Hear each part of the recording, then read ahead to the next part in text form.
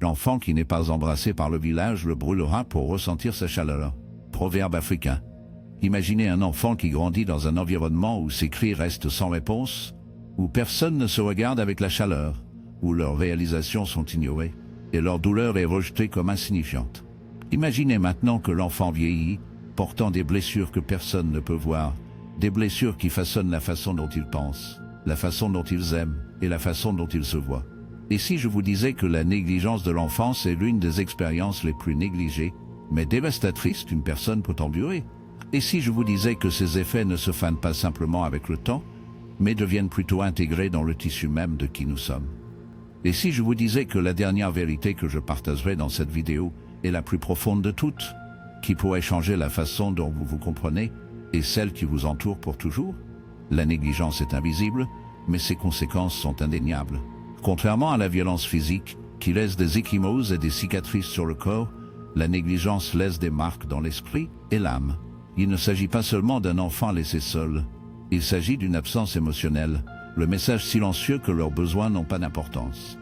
Alors que certains enfants grandissent dans des maisons remplies de violence ou de cruauté manifeste, d'autres supportent une forme de souffrance plus subtile, la douleur d'être invisible, inédite et émotionnellement abandonné. Et le pire, beaucoup de gens qui éprouvent une négligence en tant qu'enfants ne réalisent même pas que ce qu'ils ont vécu était dommageable. Ils supposent que parce qu'ils n'ont pas été touchés, ils n'ont pas été blessés. Mais la recherche nous dit le contraire. La psychologie du développement a longtemps étudié les effets de la négligence émotionnelle et les résultats sont dérangeants. Le neuroscientifique Bruce Perry, un expert en traumatisme infantile, a montré que le cerveau d'un enfant s'adapte à son environnement. Si un enfant reçoit l'amour, la stabilité et l'attention, son cerveau se développe d'une manière qui favorise la sécurité et la confiance. Mais s'ils grandissent dans un environnement imprévisible ou émotionnellement stérile, leur cerveau s'adapte à la survie. Leur système de réponse au stress devient hyperactif, inondant leur corps de cortisol, l'hormone responsable de la réaction de combat ou de fuite. Au fil du temps, cette exposition constante au stress modifie le cerveau, ce qui rend plus difficile de réguler les émotions, de faire confiance aux autres et de se sentir en sécurité dans le monde. Mais ce n'est pas seulement le cerveau qui souffre. La négligence affecte la façon dont une personne se connecte avec les autres pour le reste de sa vie. Le psychologue John Bowlby, le père de la théorie de l'attachement, a découvert que les enfants qui ne reçoivent pas de soutien émotionnel constant développent des modèles d'attachement peu sûrs. Certains deviennent anxieusement attachés, cherchant constamment à rassurer, peur d'être abandonnés. D'autres développent un attachement évitant, se convainquant qu'ils n'ont besoin de personne, supprimant leurs émotions pour se protéger d'une nouvelle déception. Et puis il y a ceux qui développent un attachement désorganisé, une combinaison douloureuse de désirs et de peurs qui rend les relations chaotiques et imprévisibles. Pensez-y un instant, combien de personnes connaissez-vous qui luttent avec les relations, qui repoussent les gens même lorsqu'ils ont envie d'amour, ou qui semblent incapables de faire confiance aux autres, peu importe combien de rassurances qu'ils reçoivent?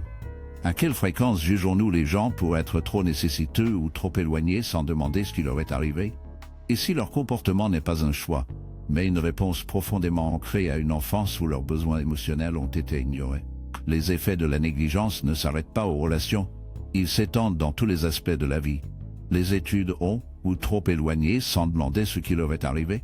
Et si leur comportement n'est pas un choix, mais une réponse profondément ancrée à une enfance où leurs besoins émotionnels ont été ignorés? Les effets de la négligence ne s'arrêtent pas aux relations, ils s'étendent dans tous les aspects de la vie. Des études ont montré que les enfants qui souffrent de négligence courent un risque plus élevé de troubles de la santé mentale tels que la dépression, l'anxiété et même les troubles de la personnalité.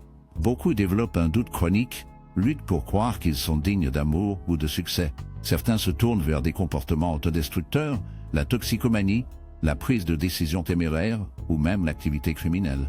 Pas parce qu'ils sont intrinsèquement mauvais, mais parce qu'ils essaient de combler un vide émotionnel laissé par des années de négligence.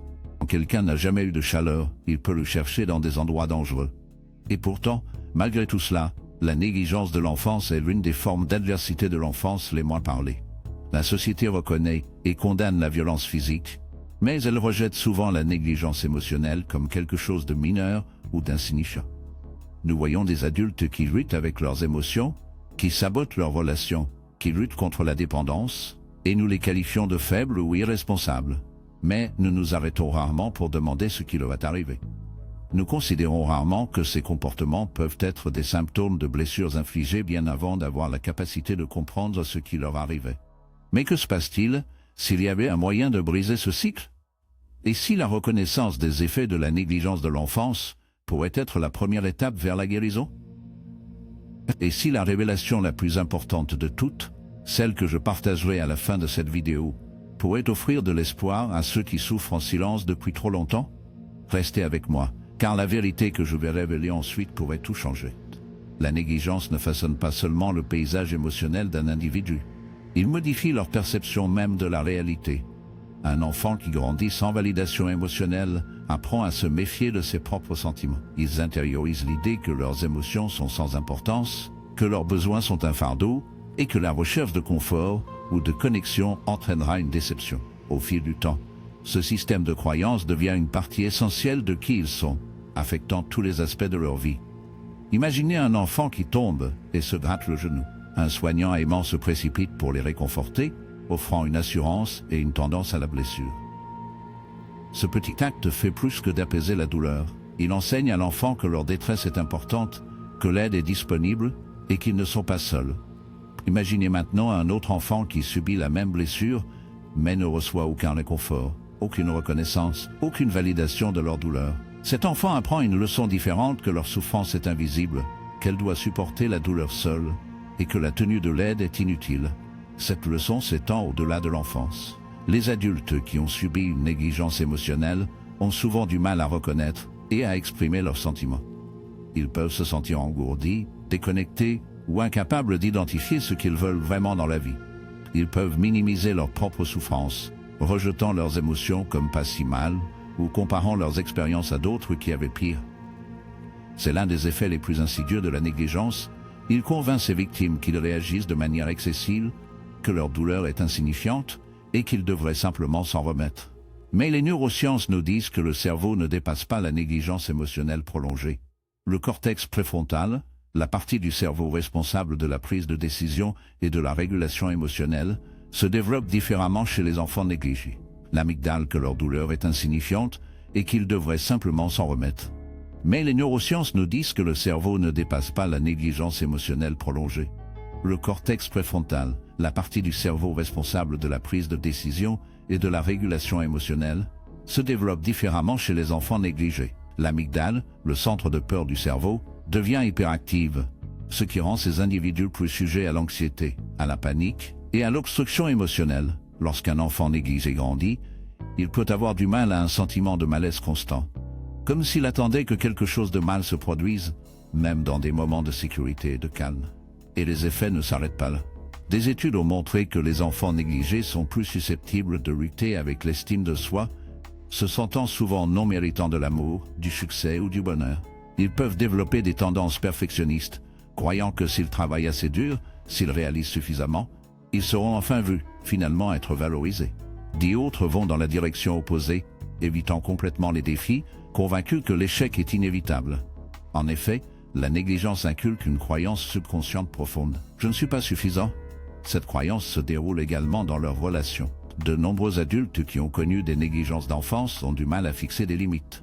Certains deviennent des plaisirs des gens, désespérés de l'approbation, craignant que l'affirmation de leurs besoins ne pousse les autres. D'autres deviennent émotionnellement distants, construisant des murs pour se protéger de la douleur du rejet. Et puis il y a ceux qui fluctuent entre les deux, envie d'intimité, mais craignant, repoussant les gens alors qu'ils aspirent à se tenir. Peut-être que l'effet le plus déchirant de la négligence est la facilité avec laquelle il est transmis à la prochaine génération. Un enfant qui n'a jamais enseigné la validation émotionnelle peut devenir un parent qui a du mal à le fournir à ses propres enfants. Pas par cruauté, mais parce qu'ils n'ont jamais appris comment. La négligence n'est pas toujours intentionnelle. Parfois, c'est le résultat de générations de blessures émotionnelles, des parents répétant les modèles qu'ils ne réalisent même pas nocifs. Pourtant, il y a de l'espoir. Le cycle peut être cassé. La guérison de la négligence n'est pas de blâmer le passé. Il s'agit de le comprendre. Il s'agit de reconnaître les modèles qui ont été ancrés dans l'enfance et de prendre la décision consciente de les changer. Il s'agit d'apprendre à reconnaître les émotions, à fixer des limites, à croire en sa propre valeur. Et bien que les cicatrices de la négligence ne disparaissent jamais complètement, ils n'ont pas à définir le reste de la vie d'une personne. Mais comment commencer ce voyage de guérison? Quelles sont les étapes qui peuvent aider quelqu'un qui a été négligé émotionnellement à récupérer son sens de soi? Et quelle est la vérité la plus puissante de toutes, celle qui a le potentiel de transformer la douleur en force? Dans la prochaine partie de cette vidéo, nous découvrirons les réponses. Restez avec moi, car ce qu'il y a ensuite pourrait être le tournant que vous attendiez. La guérison de la négligence de l'enfance n'est pas un processus simple. Il ne s'agit pas de se réveiller un jour et de décider de passer à autre chose. Il s'agit d'années d'annulation, parfois des décennies, de conditionnement subconscient. Il s'agit d'apprendre à se valoriser après toute une vie d'être raconté, directement ou indirectement, que ses besoins n'ont pas d'importance. Et peut-être la partie la plus difficile de la guérison est la suivante, avant que l'on puisse aller de l'avant. Ils doivent d'abord reconnaître ce qui a été perdu. De nombreux survivants de la négligence de l'enfance ont du mal avec cette première étape. Ils rejettent leur propre douleur, se convainquant que leur enfance n'était pas si mauvaise ou que d'autres personnes avaient pire. Mais la guérison nécessite l'honnêteté. Il faut chercher. Avant que l'on puisse aller de l'avant, ils doivent d'abord reconnaître ce qui a été perdu. De nombreux survivants de la négligence de l'enfance ont du mal avec cette première étape. Ils rejettent leur propre douleur, se convainquant que leur enfance n'était pas si mauvaise ou que d'autres personnes avaient pire. Mais la guérison nécessite l'honnêteté. Cela nécessite de regarder le passé avec des yeux clairs. Pas de s'attarder dans la souffrance, mais de le comprendre. Ce n'est qu'en reconnaissant les blessures émotionnelles laissées par la négligence que l'on peut commencer le processus de la guérison. L'une des premières étapes de ce voyage est d'apprendre à renouer avec l'émotion. La négligence enseigne aux enfants à supprimer leurs sentiments, à faire taire leurs besoins, à croire que leurs émotions sont une source de honte ou de désagrément. En tant qu'adulte, cela se manifeste souvent comme un engourdissement émotionnel, un sentiment d'être déconnecté de soi. Certaines personnes le décrivent comme ayant l'impression de regarder leur vie de l'extérieur ou de passer par les mouvements sans vraiment vivre quoi que ce soit. La reconnexion avec les émotions signifie créer un espace pour se sentir à nouveau, sans crainte de jugement ou de rejet. Un outil puissant pour cela est la pleine conscience. Des études en neurosciences ont montré que les pratiques de pleine conscience, telles que la méditation et la respiration profonde, peuvent aider à réguler le système nerveux, apaisant la réponse au stress hyperactif que la négligence de l'enfance crée souvent. En pratiquant la pleine conscience, les individus peuvent commencer à remarquer leurs émotions sans les repousser immédiatement. Ils peuvent apprendre à s'asseoir avec l'inconfort au lieu de l'ignorer. Un autre aspect crucial de la guérison est l'autocompassion. Les survivants de la négligence portent souvent un critique intérieur dur, une voix interne qui leur dit qu'ils ne sont pas assez bons, qu'ils sont indignes d'amour, qu'ils sont destinés à être seuls. Cette voix n'est pas la leur, c'est l'écho de la négligence qu'ils ont connue. Apprendre à remplacer cette voix par la gentillesse et l'acceptation de soi est un processus, mais c'est l'une des étapes les plus transformatrices vers la guérison. La psychologue Christine Neff, l'un des principaux chercheurs sur l'autocompassion, a montré que la pratique de l'autonomie plutôt que de l'autonomie peut réduire l'anxiété, accroître la résilience et aider les individus à créer un sentiment de soi-même en meilleure santé. Mais la guérison ne peut pas se produire isolément. L'un des effets les plus dommageables de la négligence de l'enfance est la croyance que l'on doit tout gérer seul. De nombreux survivants ont du mal à faire confiance aux autres, à demander de l'aide ou à compter sur quiconque émotionnellement. Mais la recherche a montré que le lien est un élément fondamental de la guérison. Des relations sûres et de soutien, que ce soit par des amitiés, une thérapie ou une communauté, peuvent fournir la validation émotionnelle qui manquait dans l'enfance. Pour certains, la thérapie est une étape essentielle dans ce processus. Travailler avec un thérapeute spécialisé dans le traumatisme infantile peut aider les individus à comprendre leur modèle, à traiter leur passé et à développer des moyens plus sains de se connecter à eux-mêmes et aux autres. Des thérapies telles que la thérapie cognitivo-comportementale, la désensibilisation et le retraitement du mouvement oculaire et l'expérience somatique se sont tous révélés efficaces dans la guérison de la négligence et du traumatisme de l'enfance. Mais la guérison ne concerne pas seulement l'esprit, il s'agit également du corps. Le corps se souvient de ce que l'esprit essaie d'oublier. Le traumatisme, y compris la négligence émotionnelle, est stocké dans le système nerveux. C'est pourquoi certains survivants éprouvent des symptômes physiques tels que la fatigue chronique, les problèmes digestifs, la tension musculaire ou même les conditions auto-immunes. S'engager dans des activités qui aident à libérer les traumatismes stockés du corps, comme le yoga, la danse ou la respiration, peuvent être incroyablement bénéfiques. Pourtant, l'aspect le plus profond de la guérison est peut-être le plus difficile à accepter. Les survivants de la négligence d'enfance doivent apprendre à se réparer. Ils doivent devenir la source de l'amour, de la validation et des soins qu'ils n'ont pas reçus. Le corps, comme le yoga, la danse ou le travail respiratoire, peut être incroyablement bénéfique. Pourtant, l'aspect le plus profond de la guérison et peut-être le plus difficile à accepter. Les survivants de la négligence d'enfance doivent apprendre à se réparer. Ils doivent devenir la source de l'amour, de la validation et des soins qu'ils n'ont pas reçus en tant qu'enfants. Cela signifie créer un environnement interne sûr où ils ne se critiquent plus pour se sentir blessés, où ils se permettent de fixer des limites et où ils apprennent que leurs besoins sont valides. Mais que se passe-t-il si je vous disais qu'il y a quelque chose encore plus puissant? Que la réalisation la plus transformatrice de toutes est encore en avance? Que se passe-t-il si la chose même qui provoquait autrefois la douleur pouvait devenir la clé d'un nouveau type de force qui a le potentiel de remodeler non seulement une vie, mais des générations à venir? Dans la dernière partie de cette vidéo, nous découvrirons la vérité ultime sur la guérison de la négligence de l'enfance. Une vérité qui a le pouvoir de tout changer. Restez avec moi car ce qui vient ensuite pourrait être la révélation la plus importante de tous. La vérité la plus puissante sur la guérison de la négligence de l'enfance est la suivante. La douleur que vous avez endurée n'a pas à vous définir. Les blessures de votre passé vous ont peut-être façonné, mais elles n'ont pas à contrôler votre avenir. En fait, les difficultés même qui vous retiennent autrefois peuvent devenir le fondement de votre plus grande force. De nombreux survivants de la négligence portent un profond sentiment de honte, croyant que leur souffrance est un signe de faiblesse. Mais que se passe-t-il si le contraire était vrai? Et si la négligence de l'enfance survivante n'est pas une marque de carence, mais une preuve de résilience? Le fait que vous soyez ici, cherchant à comprendre, à guérir, à grandir, c'est la preuve de quelque chose d'extraordinaire. Cela signifie que malgré tout, une partie de vous n'a jamais abandonné. Une partie de vous croit toujours en la possibilité de quelque chose de mieux. Et cette partie de vous est puissante au-delà de la mesure. Le psychologue Viktor Frankl, survivant de l'Holocauste et auteur de Man's Search for Signification, a écrit une fois, « Lorsque nous ne pouvons plus changer de situation, nous sommes mis au défi de nous changer. » Vous ne pourrez peut-être pas changer le passé, mais vous avez le pouvoir de changer la façon dont il façonne votre avenir. La guérison ne signifie pas effacer ce qui s'est passé, cela signifie le transformer. Cela signifie prendre la douleur qui était autrefois une source de souffrance et la transformer en source de sagesse, de compassion et de force. L'une des façons les plus profondes de le faire est par le but. Des études en psychologie ont montré que les individus qui trouvent un sens à leur souffrance sont plus susceptibles de connaître une croissance post-traumatique, un phénomène où l'adversité conduit à une transformation personnelle profonde. Cela ne signifie pas que la souffrance est nécessaire à la croissance, mais cela signifie que la croissance est possible même au lendemain de la souffrance. Beaucoup de gens qui subissent une négligence d'enfance continuent de devenir des guérisseurs, des enseignants, des mentors et des défenseurs. Ils prennent l'amour qu'ils n'ont jamais reçu et l'utilisent pour élever les autres. Ils deviennent la personne dont ils avaient besoin autrefois. Mais c'est là que la vraie transformation se produit lorsque vous guérissez. Vous ne guérissez pas seulement pour vous-même. Vous cassez un cycle qui peut exister depuis des générations. Vous devenez la personne qui fournit de la chaleur, de la compréhension et de la validation des autres, que ce soit à vos propres enfants, à vos amis, ou même aux étrangers qui ont besoin de gentillesse. La puissance de votre guérison s'étend bien au-delà de vous.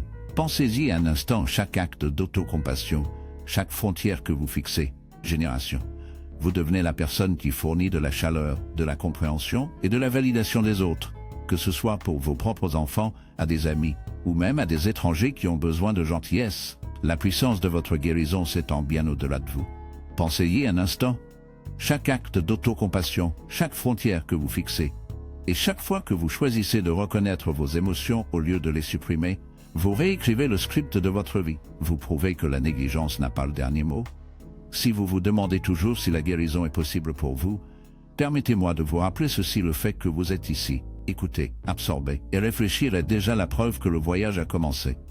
La guérison ne consiste pas à atteindre un état parfait où vous ne luttez plus jamais. Il s'agit de choisir jour après jour de vous faire plaisir avec la gentillesse et les soins que vous méritez tout au long. La vérité finale et la plus puissante est donc la suivante: vous n'êtes pas brisé, vous devenez, et votre histoire est loin d'être terminée. Si cette vidéo a résonné avec vous, partagez vos réflexions dans les commentaires. Vos mots pourraient être exactement ce que quelqu'un d'autre a besoin d'entendre aujourd'hui. Et rappelez-vous, vous êtes digne d'amour, de guérison et d'un avenir rempli d'espoir. Merci d'avoir regardé.